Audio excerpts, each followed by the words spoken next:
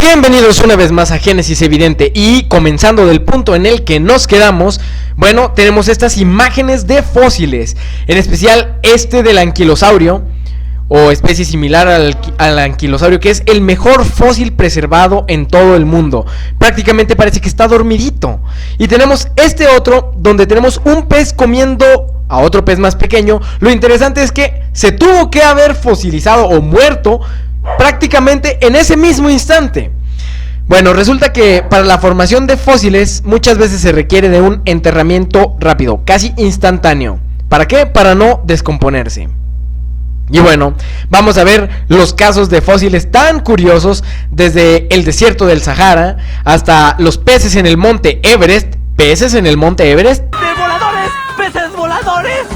Sí, el agua lo cubrió. Ranas en la Antártida y fósiles marinos en la Antártida. ¿Por qué? Porque la Antártida tiene evidencia de que alguna vez fue un continente tropical y bueno, también estuvo cubierto por el agua en algún momento. Y bueno, retomamos estas imágenes y ya habíamos aclarado rápidamente esto. Las capas geológicas no son el producto de millones de años. Si así lo fueran, mostrarían erosión, cosa que no muestran. En el paso de millones de años se puede formar un río, puede haber habido una tormenta, algún deslave y se vería no uniforme la capa. Sin embargo, lo que vemos en la realidad es una uniformidad en las capas, lo que nos indica más bien asentamiento de lodos, de arcillas, un asentamiento gradual y con pocos lapsos de tiempo. Cuando tú agitas una botella con tierra, vas a ver cómo ésta se asienta en unos cuantos minutos. Es prácticamente lo que nos evidencia esta geología. Las placas uniformes, como decíamos, no muestran erosión entre millones de años de tiempo. En millones de años de tiempo pueden pasar muchas cosas. Lo que nos demuestran es que se depositan por acción del agua y el asentamiento en una agitación.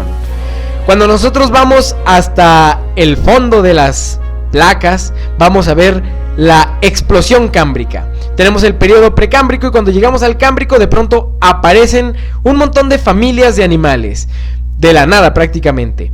Y bueno, la evolución, ya habíamos visto la analogía del estanque, cómo ellos avanzan de organismos más sencillos a organismos más complejos. Sin embargo, eso es una teoría. Vemos aquí cómo la teoría es que a partir del precámbrico parte todo de un organismo sencillo, cuando los datos sólidos, duros, nos dicen que en el cámbrico ya existían muchas familias de animales. ¿Y esto cómo lo explicamos? Con la analogía del estanque. Los animales más pequeños quedan enterrados primero por estas oleadas de barro. Tenemos algunos ejemplos aquí de la arenisca Tapiz, que es la que está en café, la formación Morrison, que está en amarillo, y la arenisca de San Pedro, que es la que está en rojo. Y bueno, es curioso ver cómo se encuentran por extensiones enormes a nivel continental en Estados Unidos, lo que nos indica que estas capas geológicas, estas formaciones, se debieron a un fenómeno que por lo menos abarcó toda esta área geográfica. ¿Qué pudo haber sido sino un diluvio? El hecho de tener fósiles marinos en las mismas capas o capas superiores a animales terrestres nos habla también de un diluvio. Cuando vamos a la columna estratigráfica, que es más o menos lo que presentamos aquí, vamos a ver capas de sedimento prácticamente iguales en todos los continentes, lo que nos habla de un diluvio en todo el mundo. Estas capas se asentaron por el diluvio. Y vamos a ver fósiles, carbón y petróleo en la misma relación con las capas geológicas, que es lo que se muestra aquí. Las capas geológicas, que son estas extensiones, las fuentes de fósiles y también las fuentes de petróleo, todo en la misma relación, lo cual nos sigue hablando de lo mismo, un diluvio universal que enterró a un mundo antediluviano con una habitación exuberante. Normalmente se considera que el petróleo se formó por enormes cantidades de vegetación a lo largo de muchísimo tiempo, porque consideran que se necesita muchísima vegetación. Lo que no consideran es que esa vegetación existía en un mundo ideal. Cuando vamos a los cementerios fósiles vamos a ver grandes masas, muchísimos dinosaurios enterrados juntos. Estos restos fósiles de tipo cementerio se da cuando son arrastrados por corrientes de agua. ¿Cuántas veces no he visto noticias de evidencia científica que demuestra cómo un cementerio fósil se formó, y esto lo dicen los científicos, por un arrastre de agua de todos estos organismos? Lo único que no consideran es cuál es la causa de esa corriente de agua que apiló todos esos fósiles juntos. Los fósiles, que son huesos, son principalmente producto de descomposición y un posterior entierro rápido. Por eso es que, por ejemplo, este fósil no presenta más allá de los huesos. Cuando son rápidamente enterrados vamos a tener ejemplos como el del casi anquilosaurio que presentamos arriba, que está mejor preservado que esto. Pero bueno, aquí ya vemos que sí hubo descomposición, por eso quedaron solamente los huesos.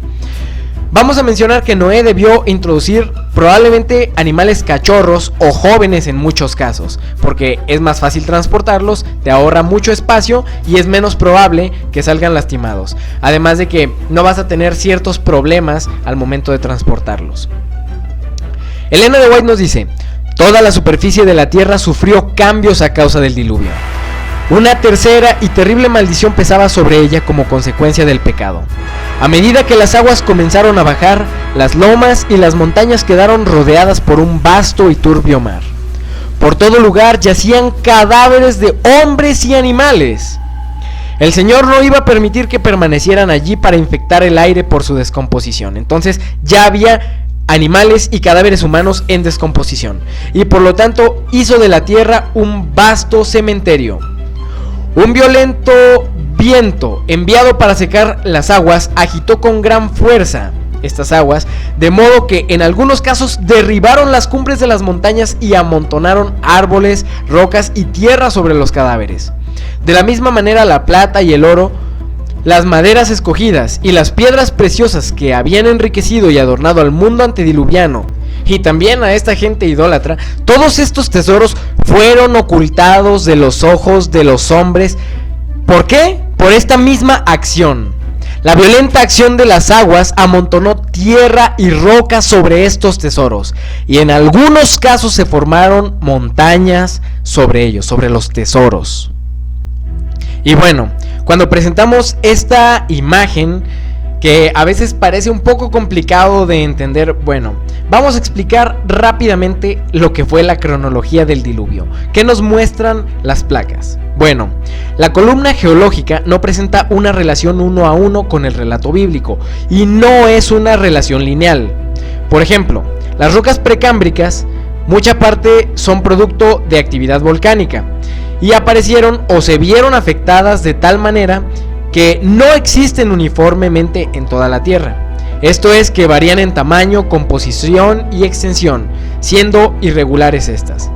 Así también la actividad del diluvio no fue la misma en todos lados, por lo que la columna estratigráfica solo nos da información general de lo que ocurrió.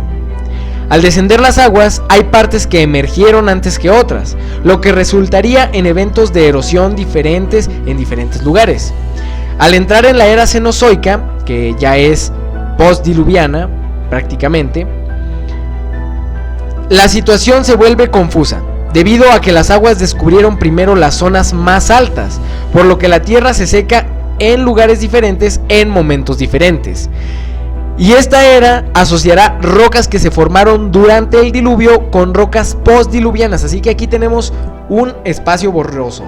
La relación no es lineal, lo único que nos presenta la columna estratigráfica respecto al relato bíblico son generalidades, porque todos son casos muy específicos en diferentes lugares.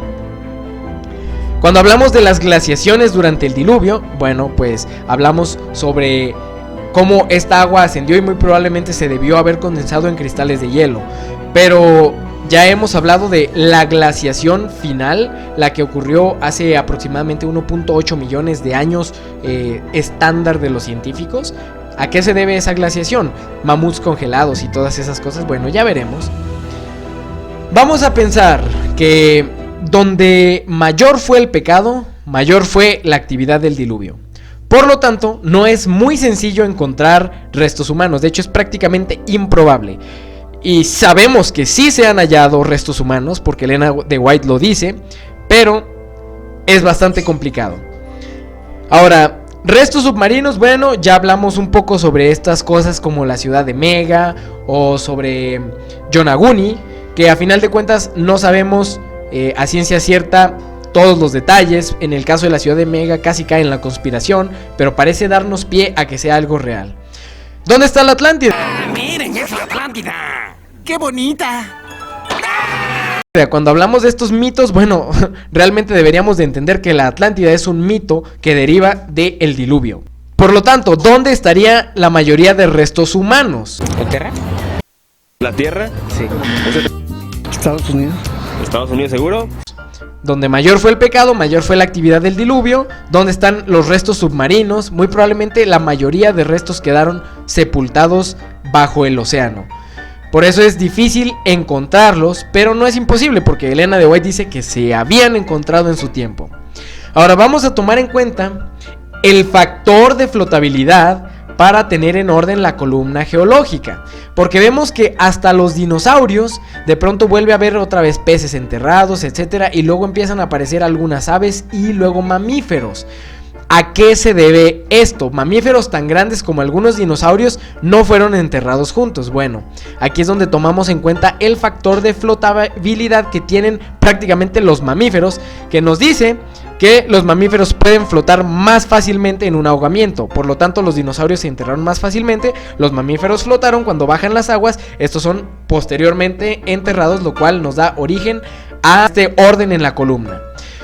Cuando hablamos de huesos de Homo sapiens, Neandertal, Denisovano, etc., ¡Matar! ¡Esponjagar! vamos a decir que no son fósiles de antediluvianos. Lo más seguro es que no lo sean, sino fósiles postdiluvianos, porque los encontramos en la parte de Plioceno en adelante, que ya es el área postdiluviana.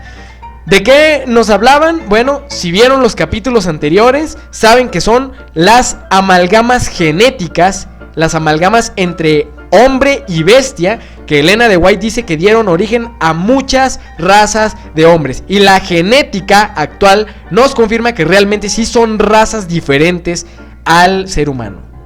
En el caso del Sapiens tal vez no. El Sapiens probablemente sí somos nosotros. ¿Usted se considera Homo sapiens? ¿Qué es eso? ¿Qué cree que signifique? Homosexual. ¿Cree que tú seas un Homo sapiens? No. ¿No? Ahora, sabemos que alguna vez hubo un continente, un supercontinente que estuvo en la superficie. En el Cretácico, ya durante el diluvio, comienza la separación, pero no se van a separar en el diluvio. La separación continental no se da en el diluvio. Pero sabemos que algunos continentes que existieron en ese tiempo ya no existen. Algunos están hundidos. Por ejemplo, tenemos el continente de Zelandia, etcétera. Tenemos varios continentes que fueron hundidos en el mar. Tenemos aquí algunos de estos ejemplos que en estas épocas antediluvianas sí estuvieron en la superficie. Sabemos que Dios prácticamente sepultó el mundo antediluviano. Y bueno, vamos a hablar rápidamente de algunos mitos. Por ejemplo, el del pueblo Batak en Indonesia, donde ellos dicen que la tierra se hacía vieja y sucia. Entonces el Dios creador decide limpiar la tierra vieja y sucia con un diluvio. Y la última pareja sobreviviente se refugia en una montaña y sobreviven al diluvio, repoblan la tierra y ellos van a ser los ancestros de los indonesios. Un mito de diluvio. En la India tenemos a Manu, que sobrevivió al ser advertido por un dios de un diluvio que iba a venir. Tenemos los mitos de sumerios, babilonios, griegos, chinos, etc. Tienen cada uno sus respectivos mitos que ni siquiera vamos a ahondar, pero es interesante que son civilizaciones muy antiguas, todos con un mito de diluvio universal.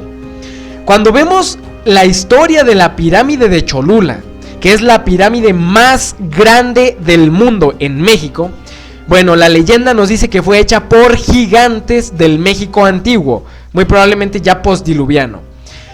Tlaloc, el dios de la lluvia, envió una gran inundación para destruirlo a todo y solo 7 sobrevivieron.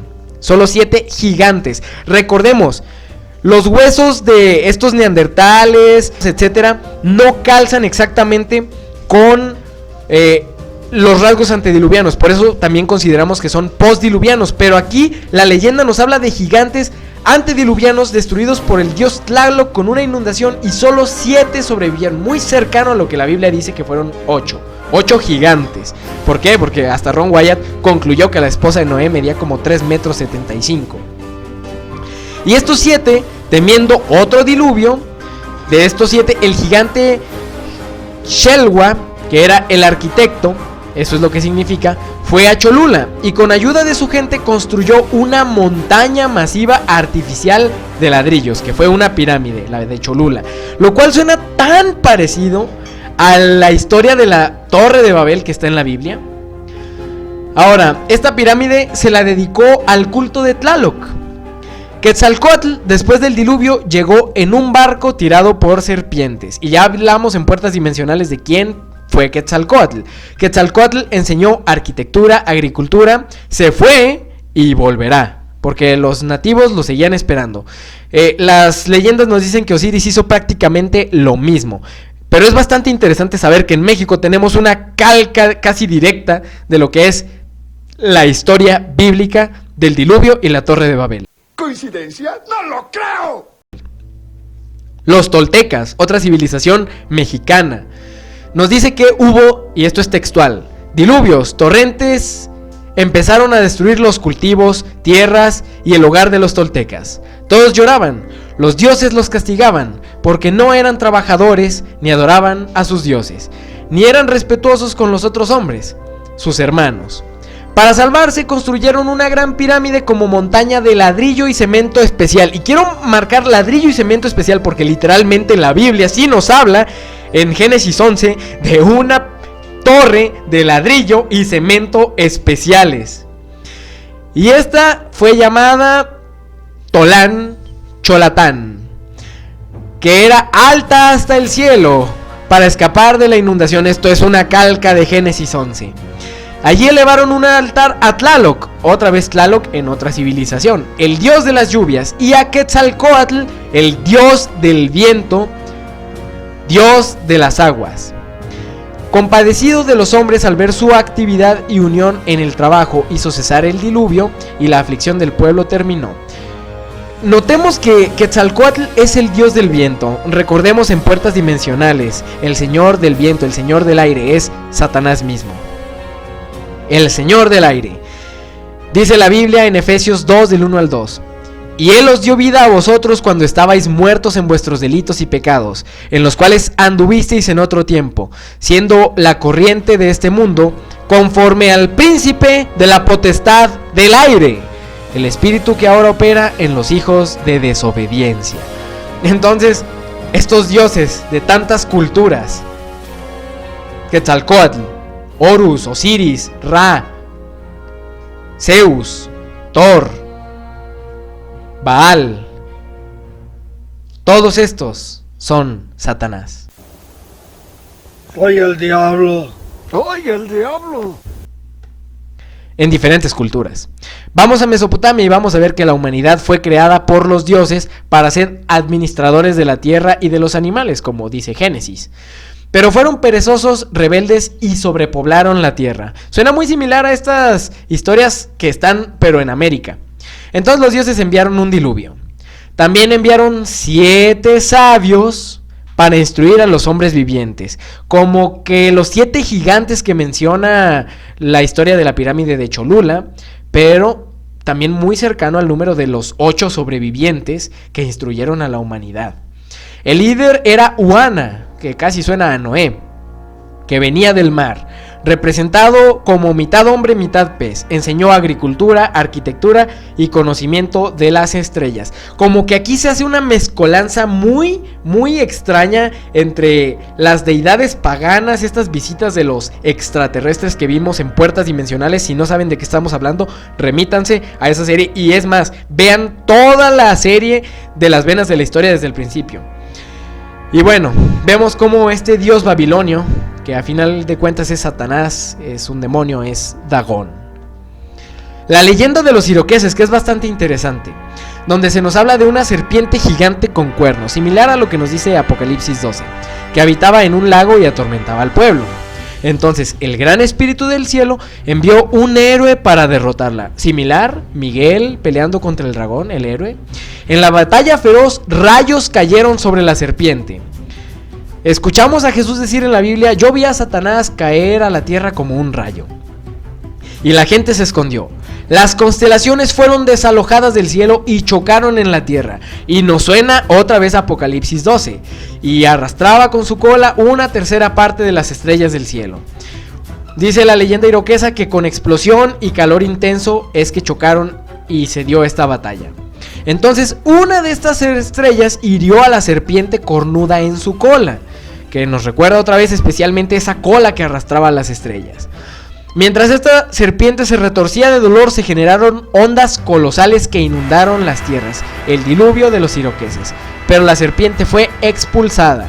Es como una combinación de la guerra que hubo en el cielo con el diluvio universal. Bastante interesante esta historia. Y bueno, el zoroastrismo, donde vemos que Dios anuncia un invierno terrible, porque el zoroastrismo se consideran monoteístas. Y manda al hombre a guardar granos y parejas de cada animal en una ciudad subterránea. Y una serpiente en el cielo anunciaría el inicio del invierno. Podría haber sido un cometa, según algunas interpretaciones de personas antropólogos, que tal vez consideraron esto como un fenómeno de alguna época. Y esto precede una edad de hielo. Bastante interesante conectar el diluvio con la edad de hielo y que una serpiente anuncia el inicio. Recordemos, los iroqueses hablan de una serpiente peleando en el cielo. Muy probablemente hubo señales visibles. Y Elena de White realmente nos dice que Dios estaba en guerra en el tiempo antes del diluvio con esa generación. No solo por sus pecados, sino porque trataba de salvarla. Y Satanás estaba allí interviniendo. Así que algo tuvo que haber pasado. ¿Por qué? Porque la Biblia nos dice que Dios, Jesús mismo, estaba en guerra. Y porque las leyendas nos hablan de algunas señales que parecen coincidir con lo que la Biblia nos dice. Ahora, sobre esta edad de hielo, bueno, la tierra quedó sensible por varios años después del diluvio. Porque lo que pasó fue algo a gran escala. Y la tierra tenía que volver a equilibrarse. El restablecimiento del planeta tomó años.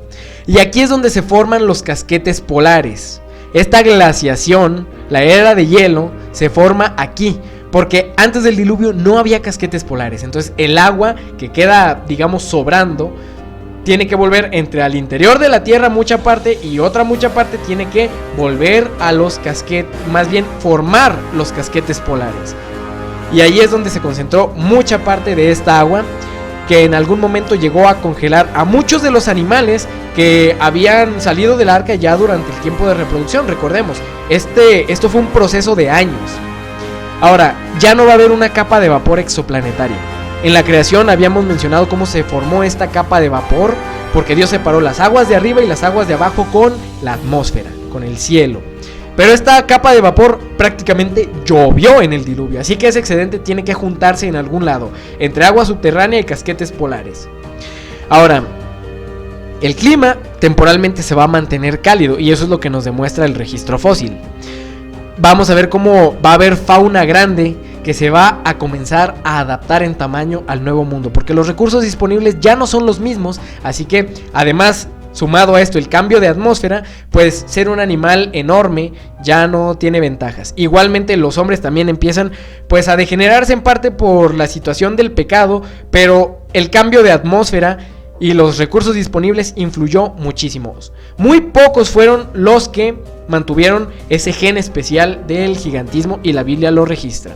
Y aquí tenemos que aclarar otra vez lo del gigantismo, porque la Biblia dice que había gigantes en los días del diluvio y aún antes de que los hijos de Dios se llegaran a las hijas de los hombres. Entonces no es una amalgama de ángeles y humanas, para nada. Dice que estaban antes y después. ¿Quiénes son los hijos de Dios? Muy sencillo.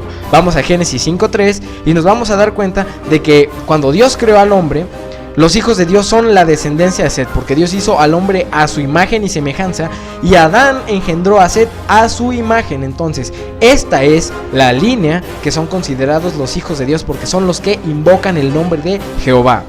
Ahora, Cuando vamos a Génesis 1:28 nos vamos a dar cuenta de que la reproducción es algo prácticamente único solo de la especie humana y de las especies de este planeta. Está en Génesis 1:28. ¿Por qué? Porque aquí es donde Dios crea la reproducción junto con la monogamia, o sea, el matrimonio. Sin matrimonio no hay reproducción.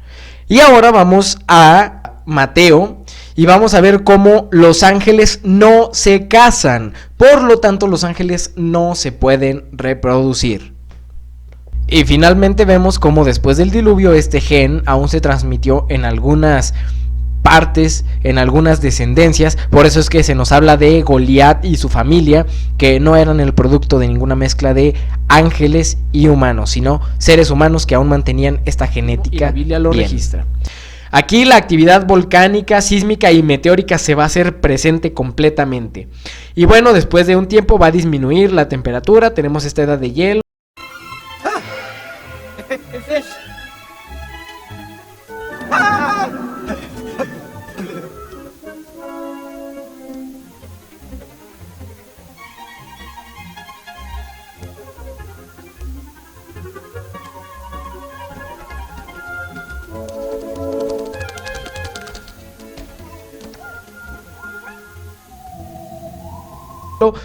El caso de Blue Babe, que es este bisonte de 50,000 años de antigüedad según la datación oficial, que en realidad es postdiluviano, no es tan antiguo, tal vez unos 4,000 años, que se congeló y la carne aún fue comestible, la hicieron en un caldo.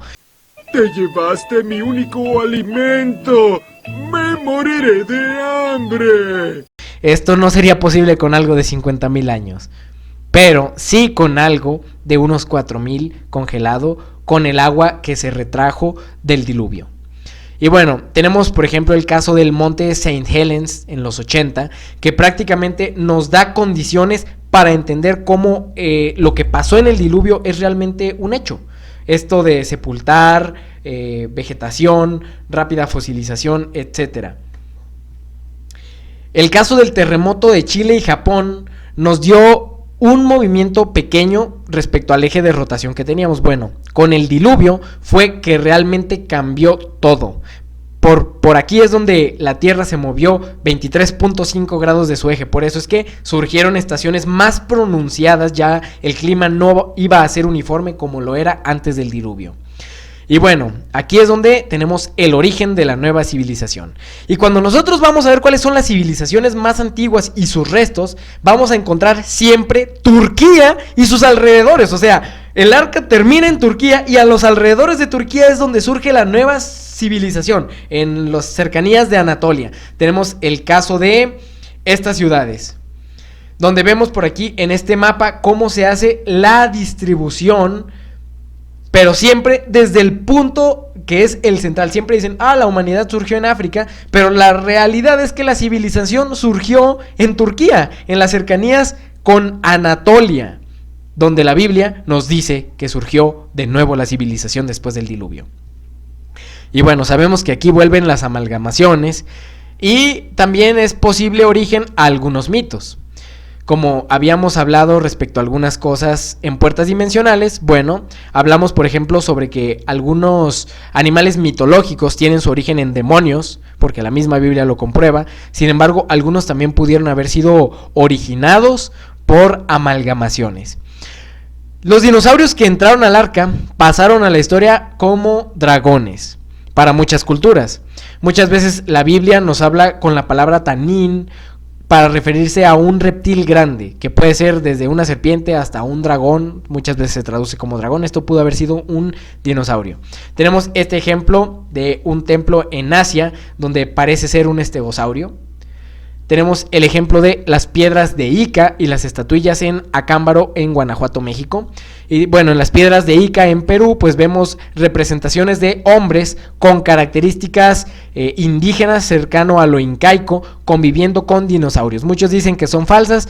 La situación es que son miles de piedras. Así que la persona que hizo esta falsificación, pues debió haber tenido muchísimo tiempo libre y bastante herramienta para grabar estas rocas. Lo interesante es que nos coloca patrones en la piel de los animales. Y actualmente se está descubriendo que realmente había colores y patrones en la piel de los dinosaurios, con fósiles más actuales. Las figurillas de Acámbaro, Guanajuato, que también nos dan estas imágenes. Las figurillas de Acámbaro se dataron en 4000 años.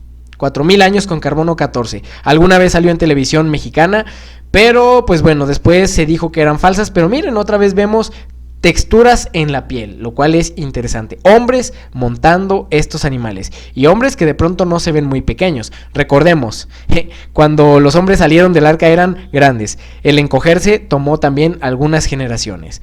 Más figurillas de Acámbaro, Guanajuato. Todo esto es postdiluviano, así que hubo dinosaurios después del diluvio. Esta es una roca hallada en Perú junto con otras miles que narran la historia de hombres que convivían con dinosaurios, realizaban cirugías complicadas de corazón abierto e injertaban huesos de animales a humanos como método de curación en heridas craneales, incluso hasta manipulación genética. La convivencia aquí con los dinosaurios, una cirugía que parece ser craneal. Tenemos esta cirugía que es lo que parece ser a corazón abierto. Esto parecería ser alguna especie de ídolo, pero muy similar a tal vez una especie de ángel. Recordemos puertas dimensionales, los ángeles que eran demonios que se hicieron pasar como visitantes de otros mundos. Soy el diablo. ¡Ay, el diablo! ¿Y tú de quién eres? Y retomamos amalgamaciones entre hombre y bestia. Yo no sé qué es lo que ven ustedes, pero yo eso es lo que veo en esta roca. Una mezcla entre hombre y bestia, que fue postdiluviana. Y bueno, tenemos leyendas como el Mokele Bembe,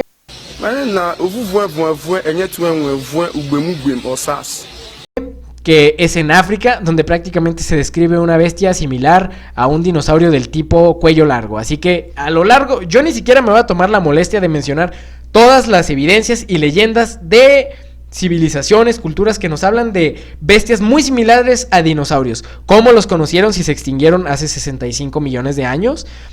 Ahora, si fueron antediluvianos solamente, ¿cómo es que los conocieron? No. Fueron también postdiluvianos porque Dios creó muchas especies de dinosaurios, aunque sabemos que también hubo algunas que fueron mezclas genéticas. En este punto yo podría arriesgarme a decir que tal vez el Archaeopteryx sí fue una amalgamación de animales. Ahora vamos a ver también la arquitectura y cultura heredada en civilizaciones. Todo viene de origen antediluviano, hasta las sociedades secretas, ya lo vimos. Este tipo de paganismo. Y podemos verlo en todas las culturas, las pirámides, en diferentes lugares del mundo. La Torre de Babel y el origen de las lenguas es el punto común. O sea, el hecho de que esté en la Biblia y tenga puntos en común con Mesopotamia y con México, o sea, ya nos da mucho de qué pensar. ¿Coincidencia? ¡No lo creo! La historia nos dice que el rey Nino, y esto está registrado en la historia, uno puede buscar al rey Nino, quién fue el rey Nino. Y bueno, el rey Nino no fue nadie más ni nadie menos que el primer poderoso en la tierra, descendiente de Cam, el que construyó la Torre de Babel. Aquí quiero hablar sobre las rocas artificiales, que alguna vez se consideró como una teoría tal vez un poco loca, pero ahora está confirmado. Y eso es lo interesante. Aquí hemos mencionado muchas cosas que a veces parecen no tener mucho sustento científico, tal vez muy poco, pero en algún momento esto también fue una teoría que se consideró descabellada por los científicos, hasta que tenemos evidencia nueva que muestran estos papers, estos reportes, donde nos dice que realmente se usaron geopolímeros para fabricar o ablandar la roca. Y bueno, no fueron aliens los que construyeron estas cosas, sino que fue conocimiento antediluviano que se transmitió. Muy probablemente los egipcios hicieron lo mismo en muchos casos. No estoy diciendo que sea el caso de las pirámides, pero muy probablemente en varios casos, porque hay registros probables de papiros o manuscritos, textos que dan a entender como que sí realizaban este tipo de manipulación de la roca. También se transmitió no solo conocimientos de construcción, ciencia, sino también conocimiento esotérico que fue conservado y transmitido por Cam hasta Nimrod, que es el mismo rey Nino. Y esto está reflejado en puertas dimensionales, y estos son los misterios de Babilonia. Los misterios de la Babilonia. ¿Quién es Babilonia? Badajoz. ¿Qué Badajoz? Ninguna. Bueno, Babilonia ha sido algo que ha existido durante muchísimo tiempo porque ha sabido cómo mantenerse. Y bueno, finalmente se concentró en un poder político religioso. Babilonia es confusión, porque es donde Dios confundió las lenguas, y al concentrarse en un poder político religioso solo nos habla de una confusión religiosa e ideológica que ha manipulado al mundo desde hace miles de años. Tanto así que las lenguas de Babilonia aún siguen confundidas. ¿Cuál es la visión reformada de hablar en lenguas?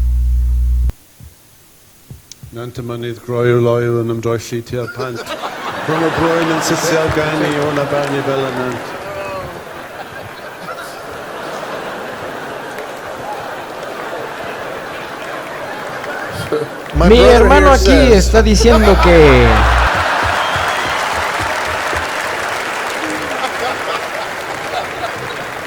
religiosa. Y bueno, la pregunta, ¿cómo llegaron los canguros a Australia? Quiso pasar en un 60 entre 80 kilómetros por hora y voló. Bueno, la separación de los continentes no se dio durante el diluvio. Comenzó allí, pero fue un proceso.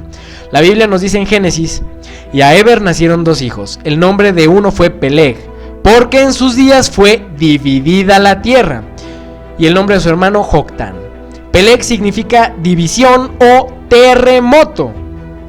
¿Cómo llegaron los canguros a Australia? Bueno, con el desplazamiento de los animales después de salir del arca durante casi 200 años, porque Peleg nació casi 200 años después del diluvio. Así que los continentes les tomó un buen tiempo separarse, suficiente para que muchos animales se distribuyeran por todo el mundo.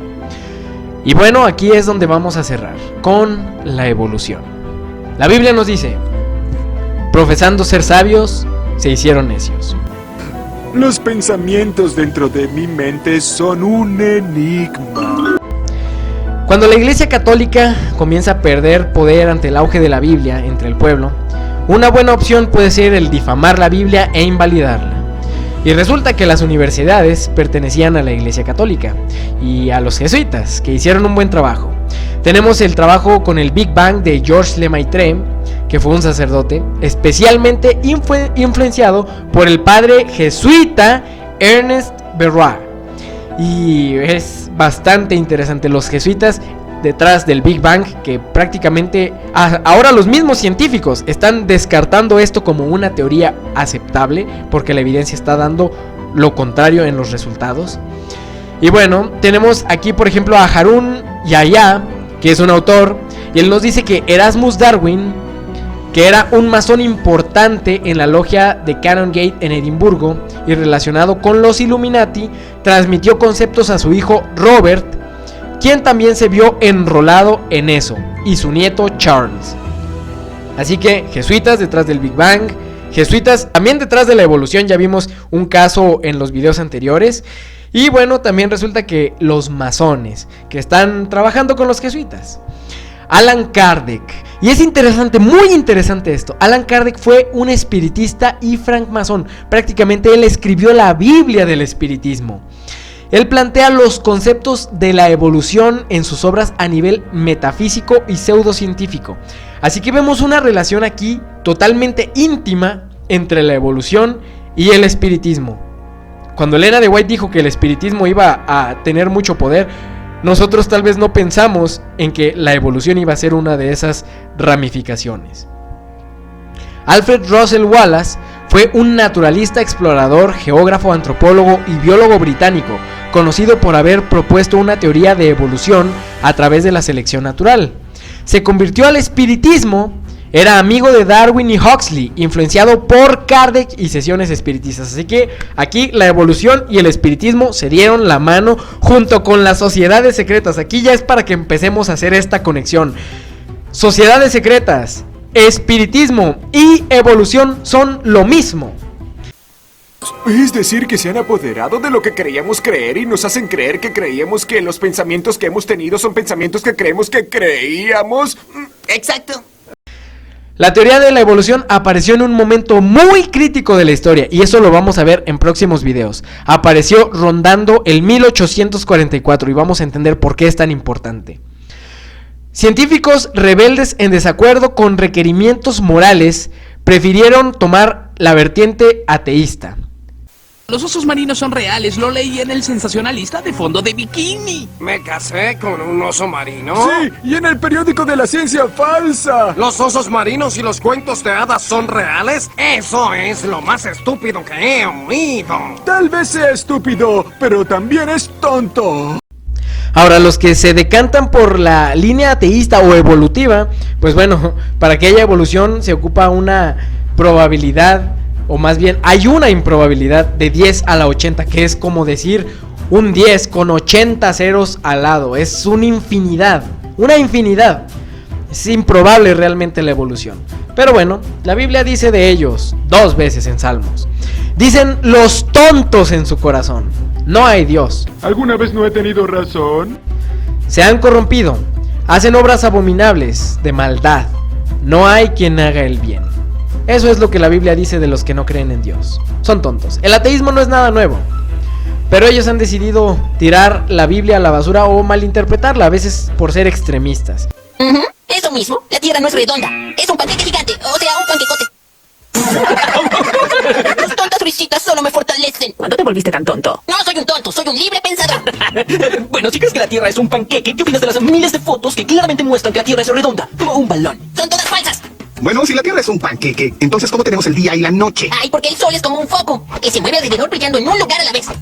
Estás demente. Pero si la Tierra es un panqueque, ¿por qué el agua no se derrama por los bordes? Sí, el agua se caería hacia el espacio.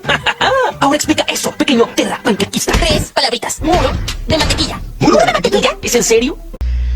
Y bueno, hablamos de Ron Wyatt y tratamos de resolver algunas de las ataques, ahora sí que directamente con la ciencia.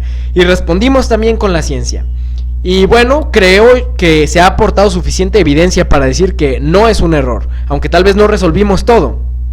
Sin embargo, dice Elena de White, Dios ha hecho amplia provisión para fortalecer la fe de todos los hombres, si quieren decidir por el peso de las evidencias. Pero si antes de creer esperan que cada objeción aparente sea eliminada, nunca se fortalecerán, arraigarán ni afirmarán en la verdad. Dios no eliminará nunca las aparentes dificultades, no eliminará todas las aparentes dificultades de nuestra senda. Los que desean dudar podrán hallar oportunidad para ello. Así que, si no crees en Ron Wyatt, pues tienes un severo problema, porque bueno, tienes la oportunidad de hacerlo, pero el peso de la evidencia creo yo que es abrumador. Y si no lo crees, bueno, también recuerda, tiene implicaciones al momento del fin. Te remito al video del Santo Grial encontrado por Ron Wyatt y por qué es relevante en el tiempo del fin.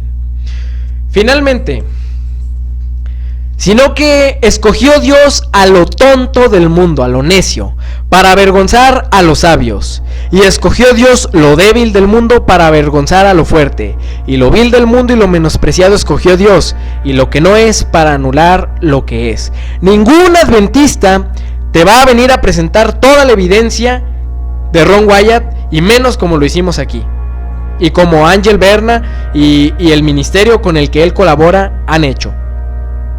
Pero Dios escogió no a un pastor renombrado, no a un renombrado científico. De hecho, ellos han sido los que más han atacado.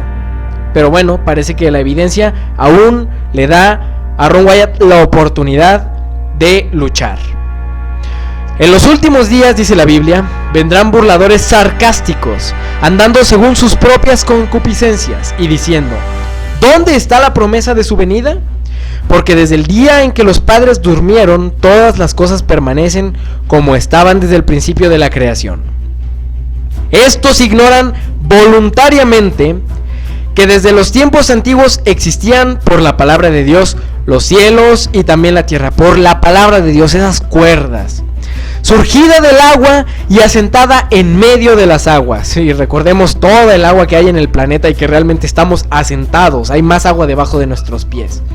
Por lo cual el mundo de entonces pereció anegado en agua. Pero los cielos y la tierra actuales están reservados por la misma palabra, guardados para el fuego en el día del juicio y de la perdición de los hombres impíos. Y aquí se nos hace una calca, una conexión entre lo que pasó en los días de Noé y lo que va a pasar en nuestro tiempo. ¿Y qué nos dice el apóstol? Mas, oh amados, no ignoren esto, y no lo ignoren por favor, porque tiene una conexión desde el principio hasta el fin. Cuando Dios creó la tierra, puso un fin mediante el abecedario. Vean el primer capítulo de Génesis evidente. Por eso nos dice, no lo ignoren, conozcan esto. Para el Señor, un día es como 1000 años y 1000 años como un día. Tengan esto siempre presente, porque Dios con esto escribió la historia. El Señor no retarda su promesa, según algunos la tienen por tardanza, sino que es paciente para con nosotros, no queriendo que nadie perezca, sino que todos vengan al arrepentimiento. Y esto Pedro nos lo dice, que no lo ignoremos, estos 1000 años como un día. ¿Por qué? Porque están relacionados directamente con la venida de Jesús. La tierra tiene casi 6000 años y es muy importante saberlo.